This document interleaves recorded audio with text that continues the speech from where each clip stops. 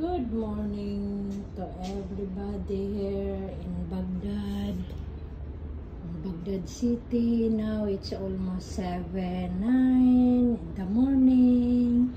Look, it's very peaceful. Now I start to clean here already in the balcony, the small balcony of Sisi, because the sun is not yet out. You see? So I can clean quickly to finish it. Okay?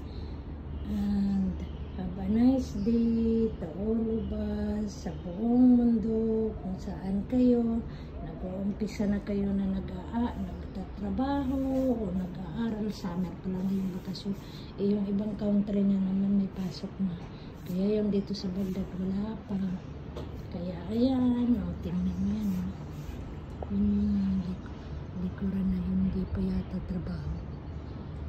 Unfinished project pa yata yan until now. Okay. Again, thank you. Ingat lagi. Take care. Yung pinaka-importante, take care of your health. That is the best important to one of us. Kaya ingat lagi. Ingat talaga lagi. Kain more. And thank you again for watching me. Thank you again to subscribe me of my Simply video. And thank you again for the likes. Thank you again for watching. Thank you.